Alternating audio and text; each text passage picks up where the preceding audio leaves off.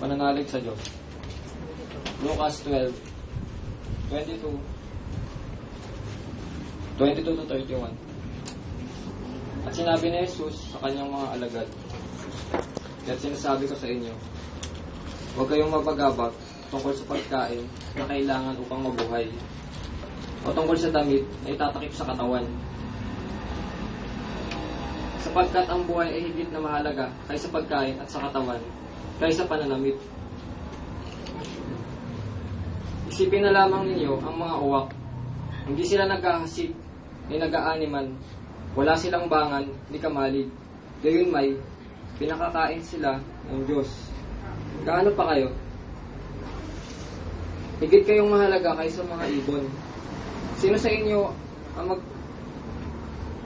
makapagpahaba ng kanyang buhay ng kahit isang oras man lang sa pamamagitan ng pagkabalisa? Kung hindi nga ninyo magagawa ang gayon, kaliit na bagay, bakit kayo mababalisa tungkol sa ibang mga bagay? Isipin ninyo kung paano sumisibol ang mga bulaklak sa mga parang. Hindi sila nagpapagal, ni humahabi man. Ngunit ito ang sasabihin ko sa inyo. Maging si Solomon ay hindi nakapagsuot na kasing ganda ng isa sa mga bulaklak na ito, bagamat napakariringan ng mga damit niya. Kung ang mga damo sa kabukiran nabuhay ngayon at kinabukasay igagatong sa kalan, ay dinaramta ng Diyos, kayo pa kaya?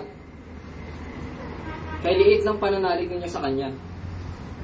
Kaya't huwag kayong mababalisa sa paghahanap ng inyong kakainin at iinumin, sapagkat ang mga bagay na ito ay kinahuhang mga lingan ng mga taong walang pananalig sa Diyos.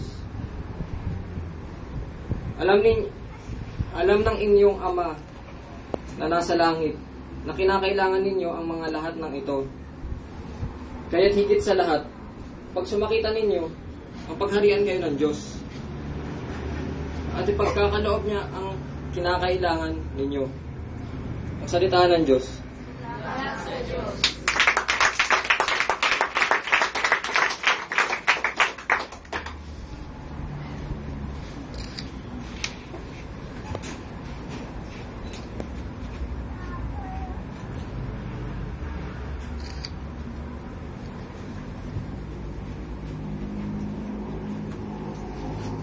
Gusto ko lang pong ipaalam sa lahat, pinahintulutan ng Panginoon si Sherwin na nandito ngayon. Siya ay naulila sa kanyang ama. Yung nagbasa po ng salita ng Diyos, ipadating po natin kay Sherwin ang ating pagdamay. Pinahintulutan po siya ng Diyos na narito ngayon, bagamat ang kanyang ama, ang labi ng kanyang ama ay nakalagak sa St. Peter. Sa St. Peter sa Quezon. So, ayon po sa karunungan ng Diyos ay pinagkaloob sa akin, paalisin na natin si Sherwin ngayon. So, nandito lang siya para marinig niya na ang lahat ng bumubuo ng The Voice of Jesus sa Christ ay nakikidalamhati sa pagpanaw ng iyong tatay, Sherwin. So, walang magaganap na anumang activities ngayon, walang Christmas party na dapat ay gaganapin, kundi tayo po sa ating mga puso ay tayo ay nakikiramay kay Sherwin. So, pagkatapos ng gawain, magkakaroon ng kaunting salasalo kagaya ng nagdaang linggo. Sherwin, ayon sa karunungan na pinagkaloob sa akin ng Panginoon, ay aalis ka, sabihin mo sa iyong ina, na ikaw ay nagsulo muna, bale, ginather mo muna yung sarili mo, hindi mo na kailangan ipaliwanag kung saan ka pumunta. Okay? So, siguro, kung alam mo yung number nila, i-text mo, sabihin mo sa kanila na ikaw ay nakipag-usap sa Diyos sa pamamaraan ng one-on-one with the Lord. No? So, yun naman talaga nangyari kahapon. No? So, stay ka muna dun sa tatay mo hanggang sa siya ay di mo na makita. Okay? So, nandito lang mga kapatid mo. Pwede mo kaming i-text. And, sabihin mo sa family mo na God is good all the time. Amen. Amen.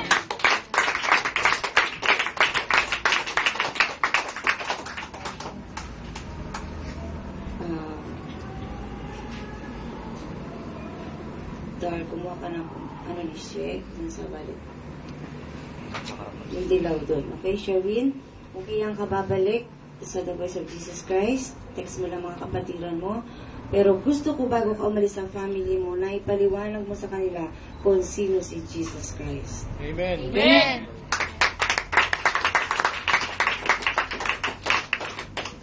Yung yellow na. Okay? Pumunta ka sa mata. So,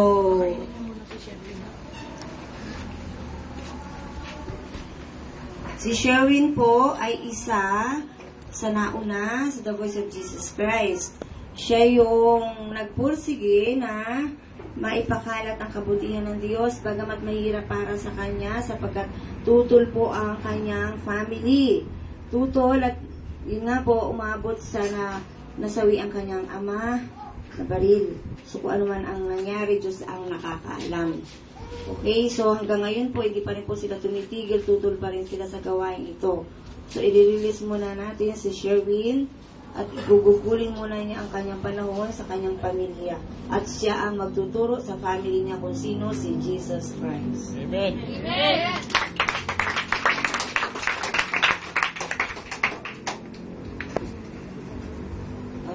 Ganun po talaga, no, bago magsalita ang Panginoon, gusto ko lang po ipaalam sa mga narito na medyo mabibigat ang paa papunta dito.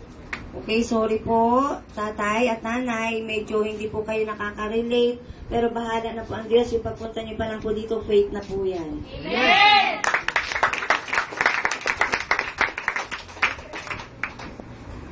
Ako po'y nalulungkot nung nangyari yun sa tatay ni Sherwin. Kasi po, hindi po siya naniwala sa tinig. Hindi po niya binigyan ng pagkakataon ang Holy Spirit na maliwanagan nila yung 500. Okay? So, ako po ay naatasan lamang ng Diyos na siyang mamuno sa gawain ito. Hindi po ako yung kumukontrol sa bawat isa. Ang pagpunta po ng bawat isa dito ay bukal sa kalooban ninyo. Kayo po ang pumunta dito, hindi ko po kayo hinatak, paparito. Gusto ko lang pong ipalam sa inyo yon. Wala po akong pinipwersa ang pumunta rito. Kung papaanong ako po ay hindi pinwersa ng Diyos, hindi po ako pinilit ng Diyos. Nang ako'y hinayo ng Diyos, hindi niya ako pinilit. Kusang loob po sapagkat mahal ko ang Diyos. Amen. Kaya kung ano naman po ang pananakot na masamang espiritu, Sherwin, walang call na papasok. Sandali lang po. Walang call na papasok sa landline nila Beverly. So, ingatan mo yan. Kaunting halaga na yan, ha? Para sa iyo, para kung ano man ang plano mo, may palagay ka sa tiyan mo, at kung saan mo gustong pumunta at mag-isa, may huwag ka muna, anak, babalik dito without my permission, ha? So, stay ka muna with them, ha? Okay, God bless. Okay. God bless. God bless. Siya po si Sherwin na isa sa mga anak ko sa gawain ito na hinahangaan ko. Amen. Akin po itinataas si Sherwin, pinaparangalan ko po siya. Kapagkat kahit anong hirap ng pinagdaanan niya, butas ng karayong, talaga pong napagtagumpayan. Dumating nga po sa punto na itidimanda ang gawain ito para naman po sa akin wala naman pong batas sa gawain ng Diyos. Amen. Kaya nga po kayo pusang loob na lalapit sa Diyos. So wala pong pwedeng sabihin itidimanda ang gawain ito. Hindi po pinuwersa si Sherwin, siya may sariling isip. At Diyos na po ang bahala sa mga tao yun na hanggang ngayon ay pilit pa rin po nilang isinasar ang kanilang puso sa gawain ng Diyos.